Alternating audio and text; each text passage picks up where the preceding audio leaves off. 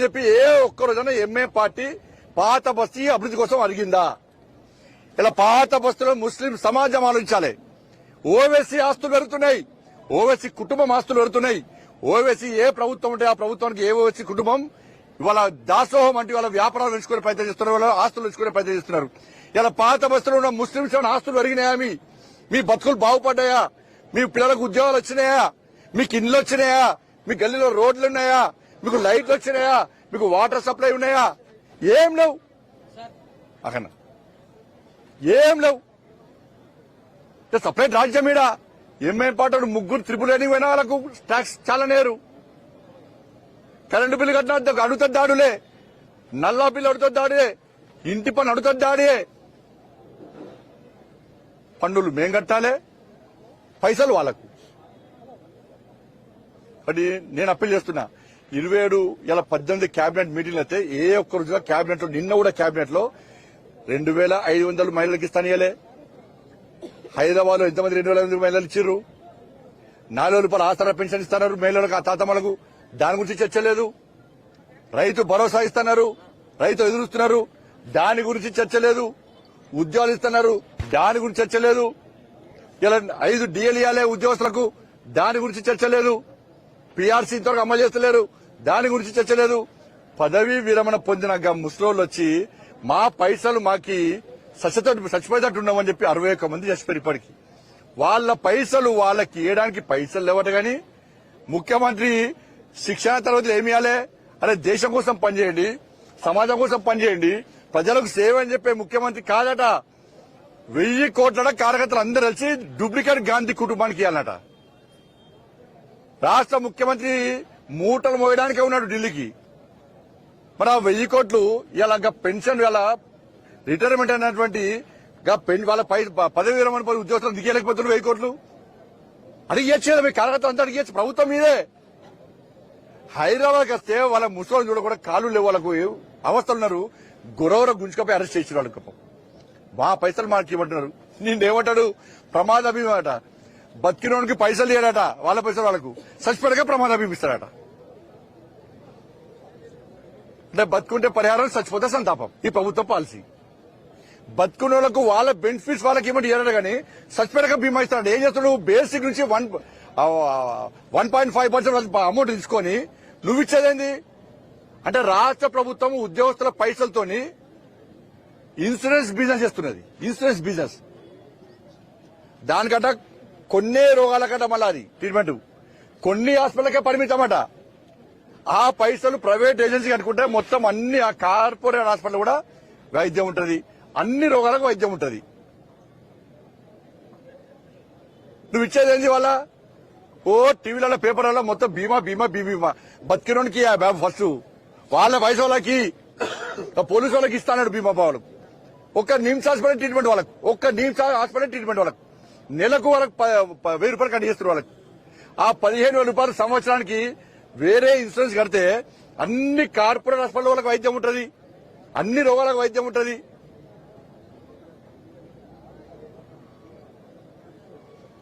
కాబట్టి 6 గ్యారెంటీల మీద 18 సార్ల క్యాబినెట్ జరిగితే ఏ ఒక్క క్యాబినెట్ లో కనీసం చర్చ జరగలేదు. అందుకే జిహెచ్ఎంసీ ఎన్నికల్లో మా రామచంద్ర గారి నేతృత్వంలో అందరం పనిచేస్తాం. నేను జిహెచ్ఎంసీ భాగ్యనగర్ ప్రజలకు అప్పీల్ చేస్తున్నా. మీరు పోయినసారి ఎన్నికల్లో ఎటువంటి జాగృతమైనో అభివృద్ధి చేయడం మా బాధ్యత. చేస్తున్నది నరేంద్ర మోడీ ప్రభుత్వం. అభివృద్ధి మా నినాదం, హిందుత్వమే మా అజెండా. 100% ఈ భాగ్యనగర్ లో సమాజాన్ని జాగృతం చేస్తాం. ఇలా ముస్లిం మహిళలకు అప్పీల్ చేస్తున్నా. ఇవాళ మీకు రక్షణ ఉండాలంటే ఇలా భారతీయ జనతా పార్టీ ఈ 3 కార్పొరేషన్లో కాషాయ జెండా రెపరెపలు ఆడించాలి. అప్పుడే ఈ భాగ్యనగర్ కాపాడబడుతుంది. లేకుంటే ఇదే విధంగా దాడులు జరుగుతాయి. నేను మళ్ళీ చెప్తున్నా, బాన్సువాడలో అరెస్టులు ఆపండి. బాన్సువాడలో అరెస్టులు ఆపకుంటే ఆ ఆజ్యం తెలంగాణ మొత్తం వ్యాపించే ప్రమాదం ఉంది.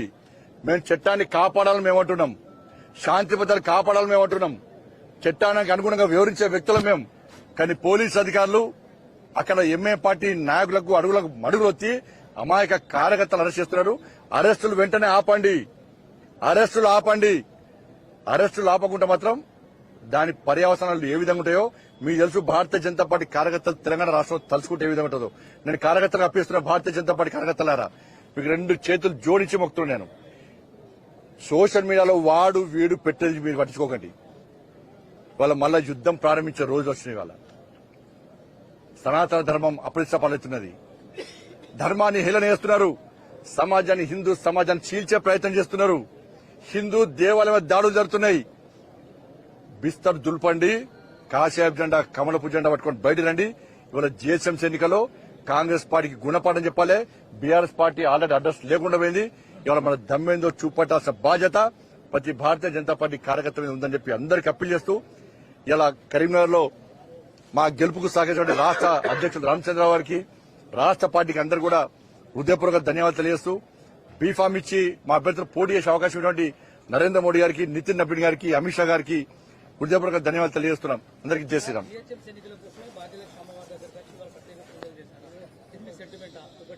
రెండవది, దేశంలో అన్ని రాజకీయ పార్టీల మీద రైడ్ చేసినటువంటి ఈడీ, ఐటీలు ఎంఐఎం ఇందాకన్నారు కదా, ఎంఐఎం కుటుంబ వాళ్ళ కుటుంబాల మీద ఎంఐఎం పార్టీ మీద ఈడీ రైడ్స్ కానీ ఐటీ రైడ్స్ కానీ ఎందుకు జరగట్లేదు అన్న? ఈడీ రైడ్స్, ఈడీ అనేది భారతీయ జనతా పార్టీ మాకు అనుబంధ సంస్థ కాదు. అది ఎవ్వరికి ఏ ఫిర్యాదులున్నా చేయాలి.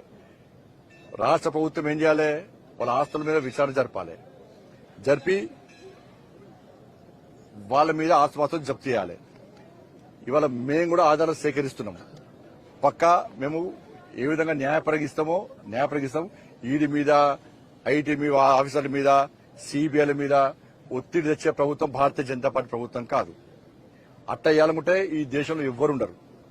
గతంలో కాంగ్రెస్ పార్టీ చేసినట్టు మేము చేయం. మేము న్యాయబద్దంగా ఏ ఫిర్యాదులున్నా వాళ్ళకి ఇస్తే తప్పుడు వాళ్ళు చర్యలు తీసుకుంటారు. భాగ్యలక్ష్మి టెంపుల్ అనేది మీ అందరూ తెలుసు. ప్రజా సంగ్రామ యాత్రని ఇక్కడ సాధిస్తాం. అప్పుడు ఎన్నికలు లేవు. దాని తర్వాత బోనాలు అప్పుడు వచ్చినాం, ఎన్నికలు లేవు. వినాయక చవితి నిమజ్జనం వచ్చినాం, ఎన్నికలు లేవు. చాలా సందర్భాల్లో నేను వచ్చి దర్శించుకున్నా, ఎన్నికలు లేవు. ఇప్పుడు మేము గెలిచినాం. ఎన్నికల ముందు ఎన్నికల తర్వాత వచ్చినాం, గెలిచినాం. వాళ్ళ తల్లి దర్శనం చేసుకున్నాం. గోల్డెన్ టెంపుల్ చేయాలని చెప్పి సంకల్పం తీసుకున్నాం. ఒకటి మళ్ళా జిహెచ్ఎంసీ ఎన్నికల్లో మళ్ళీ గెలిచాక మళ్ళీ ఇడికేస్తాం, గ్యారెంటీ సార్. వాళ్ళు వీళ్ళు భాగ్యలక్ష్మి అమ్మవారిని ఇట్లే గవన్నీ ఏం పట్టించుకో. మాకు సెంటిమెంట్ మా తల్లి. ఆ తల్లి ఆశీర్వాదంతోనే మేము ముందు పోతాం. కాబట్టి వాళ్ళు వీళ్ళు అందరినీ పట్టించుకునే పార్టీ భారతీయ జనతా పార్టీ. అటువంటి నాయకులు మేము కాదు. అమిత్ షా గారు వచ్చారు, నడ్డా గారు వచ్చారు, చాలా మంది కేంద్ర మంత్రులు వచ్చారు. హైదరాబాద్కి ఎవరు వచ్చినా కూడా భాగ్యలక్ష్మి తల్లి దర్శనం చేసుకోవడం ఆనవాయితీగా మారింది. భవిష్యత్తులో ఇంకా మారుస్తుందని.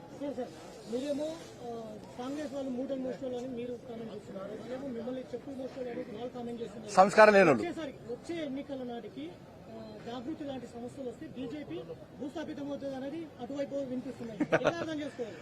నువ్వే నవ్వుకుంటూ అడుగుతున్నావు సమాజ క్వశ్చన్. నువ్వే నవ్వుకుంటూ అడుగుతున్నావు, దానికి ఏమని చెప్పాలి నేను? అంటే ఎవరు మూడో మోస్తారు, ఎవరు చెప్పిన మోస్తారు? ఇప్పుడు గురువుల కాలు మొక్కడం సంస్కారం. గురువు, దైవం, ధర్మం అనే లేని సంస్కారహీనులు, ఫాల్తనగాళ్ళు అట్ట కామెంట్ చేస్తారు. వాళ్ళ కామెంట్లో మేము పట్టించుకోము. ముఖ్యమంత్రి గారు మిమ్మల్ని ధర్మపుర అరవింద్ గారిని ఉద్దేశించి ఒక బండి ఉన్నాడు, ఒక గుండు ఉన్నాడు, తీసుకొచ్చినంత గుండు సున్ననే చేసింది ఏంది అనేది ముఖ్యమంత్రి గారు స్ట్రైట్. ముఖ్యమంత్రికి ఏమాత్రం విజ్ఞత ఉన్నా, నైతికత ఉన్నా ఈ 20 నెలల్లో మున్సిపల్ కార్పొరేషన్లకు, మున్సిపాలిటీస్కు, గ్రామ పంచాయతీకి ఏమి ఇచ్చాడు చెప్పండి. అంతా మాట్లాడే ముఖ్యమంత్రి ఎలక్షన్ గాడి గుడ్డు చూపట్టింది కదా. మరి ఇప్పుడు ఏం గుడ్డు చూపడుతుంది? ఇవాళ ముఖ్యమంత్రి మాట్లాడే భాషకు హద్దుపద్దు ఉండదు. ఒక ముఖ్యమంత్రి స్థాయిలో ఉన్న వ్యక్తి ఇలా భాష, సంస్కారం, సభ్యత లేకుండా మాట్లాడితే ఆయన చుట్టుపక్కల చప్పలు కొడతారు కావచ్చు. కానీ సమాజం ఏమనుకుంటుందో ముఖ్యమంత్రి తెలుసుకుంటలేడు కదా. మరి గాడి గుడ్డు చూపట్టి 2,500 ఇస్తాను ముఖ్యమంత్రి. ఎవి 2,500? మరి 4,000 రూపాయల గురించి ఏం మాట్లాడు ముఖ్యమంత్రి? వాళ్ళ రైతు భరోసా గురించి ఏం మాట్లాడతాడు? ఉద్యోగస్తుల గురించి ఏం మాట్లాడతాడు? డిఏల గురించి ఏం మాట్లాడతాడు? ఫీజు రియంబర్స్మెంట్ ఏది? ఆరోగ్యశ్రీ పైసలేవి?